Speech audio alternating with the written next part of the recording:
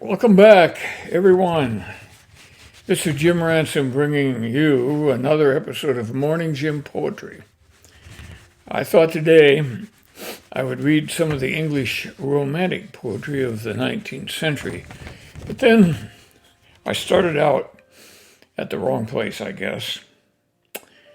I began reading some of the poems of one of the poets late in that era, Gerard Manley Hopkins, and I couldn't stop. I remember how much I loved his poems when I was a college student, and that was a long time ago. I'm not sure Hopkins was even dead by that time. No, I'm just kidding. I decided he needed a program of his own, so here it is. A little background on Gerard Manley Hopkins. He was the oldest son of a family of 5 children, born about 1821. It was a very religious, high church Anglican family. And Gerard's father, Manley Hopkins, ran an insurance company dealing mainly with shipping insurance and boat insurance. He was also a published poet. And it is no surprise that Gerard was a poet, I guess. His mother also was well educated, the daughter of a physician. And Gerard Manley Hopkins went to a good school and then immersed himself in poetry and religion. He was an extremely religious person, and he would have been looked on as somewhat of an odd duck in today's world. But he eventually decided to become a Jesuit priest. And that was a pathway not approved of by his family, but there wasn't much they could do about it. And they did not break off relations with him. He continued to spend some holidays with them, but he was on his own mostly thereafter. When he decided to go into the Catholic priesthood, he burned all his youthful poems. That's a romantic era thing to do, I guess. Like some other poets of this era, he often went several years without writing, but luckily, he took it up again, and his best friend published his collected poems after his death. He died of typhoid fever in 1896, no doubt having gotten hold of some of the polluted water in the industrialized Northeast where he was serving as a priest. He was quickly hailed for his alliteration, his originality in treating his subject, and for his vocabulary in general. I'm going to start off by reading 2 poems that go together. So they're named as if it was one title. The Leaden Echo and the Golden Echo. Let's see if I can find these. Here they are.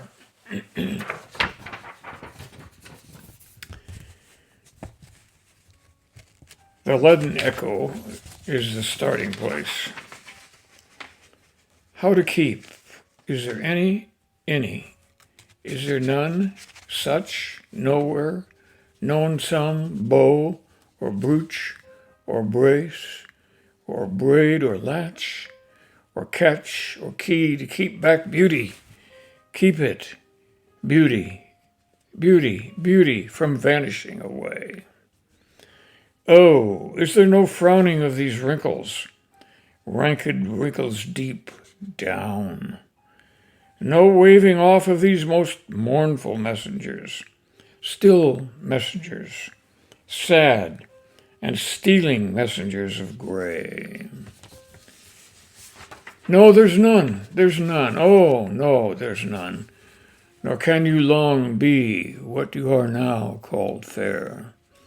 Do what you may do, do what you may, and wisdom is early to despair. Be beginning, since nothing can be done to keep at bay age and age's evils, hoar hair, ruck and wrinkle, drooping, dying, death's worst, winding sheets, tombs and worms and tumbling to decay. So be beginning to despair. Oh, there's none. No, there's none. Be beginning to despair, despair.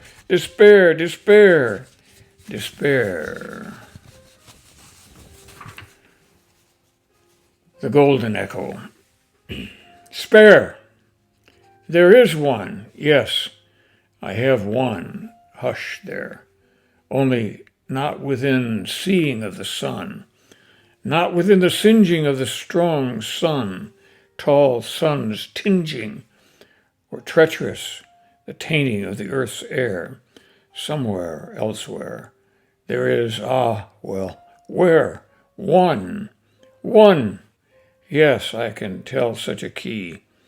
I do know such a place where whatever's prized and passes of us, everything that's fresh and fast flying of us, seems to us sweet of us, and swiftly done away with, undone, done with, soon done with, and yet dearly and dangerously sweet. Of us, the wimpled, water-dimpled, not by morning matched face, the flower of beauty, fleece of beauty, too apt to fleet. Never fleets more, fastened with the tenderest truth, to its own best being and its loveliness of youth. It is an everlastingness of, it is an all youth. Come then, your ways and airs and locks, maiden gear, gallantry, and gaiety and grace, winning ways, airs innocent, maiden manners, sweet looks, loose locks, long locks, love locks, gay gear, going gallant, girl grace. Resign them, sign them, seal them, send them, motion them with breath, and with sighs soaring sighs, deliver them. Beauty and the ghost, deliver it, early now. Long before death, give beauty back, beauty back to God. Beauty's self and beauty's giver. See, not a hair is, not an eyelash, not the least lash lost. Every hair is hair of the head, numbered. Nay, what we had light-handed left in surly, the mere mold will have waked and have waxed and have walked with the wind. What while we slept? This side hurling a heavy-headed hundredfold. What while we slumbered? Oh, then, weary then, why should we tread? Oh, why are we so haggard at the heart, so care-coiled, care-killed, so fagged, so fashed, so cogged, so cumbered, when the thing we freely forfeit is kept with fonderer care kept, than we could have kept it, kept far, with fonderer care, and we should have lost it. Finer, fonderer care kept, where kept? But do tell us where kept, where? Yonder. What high is that? We follow, yonder. Yes, yonder.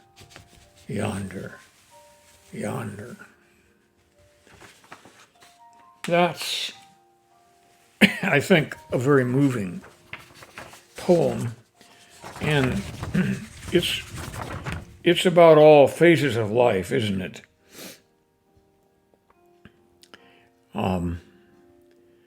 And it contains good examples of alliteration and internal rhyming, which Hopkins was famous for.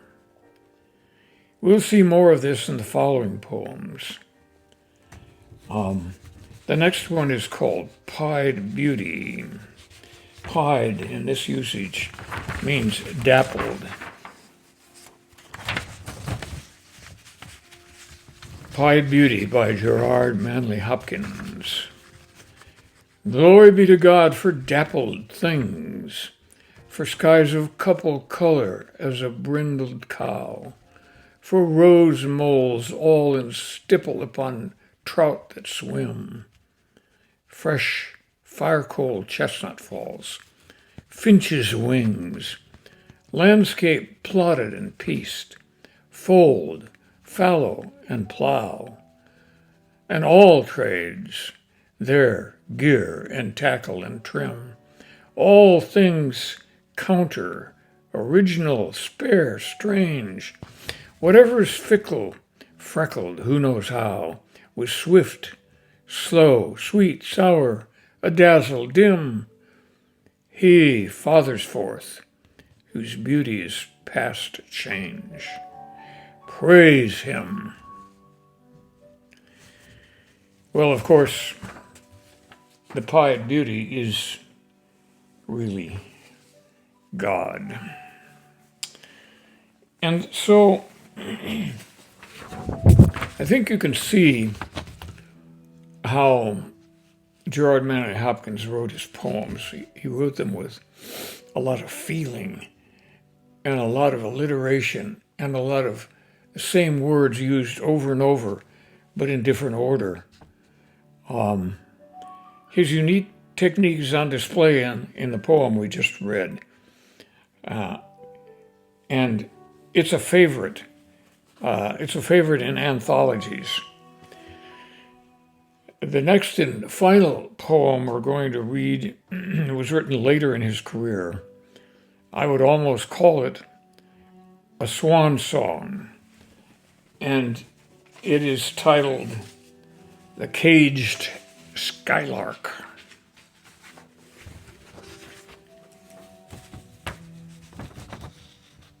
As a dare-gale skylark scanted in a dull cage, man's mounting spirit in his bone house, mean house, dwells. That bird beyond the remembering his free fells, this in drudgery, day laboring out life's age, though aloft on turf or perch, or poor low stage, both sing sometimes the sweetest, sweetest spells, yet both droop deadly sometimes in their cells, or ring their barriers in bursts of fear or rage. Not that the sweet fowl, song-fowl, needs no rest. Why, hear him babble and drop down to his nest, but his own nest, wild nest, no prison. Man's spirit will be flesh-bound, when found at best, but unencumbered.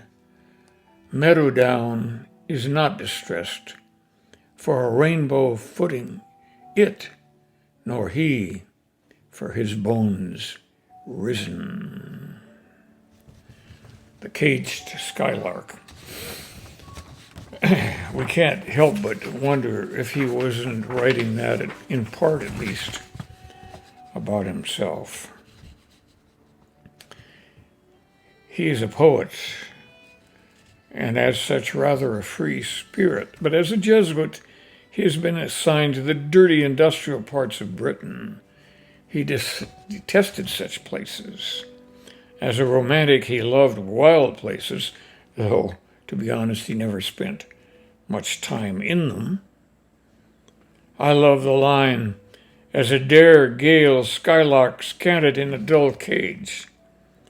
Skylarks are known for daring a gale of wind. But in this case,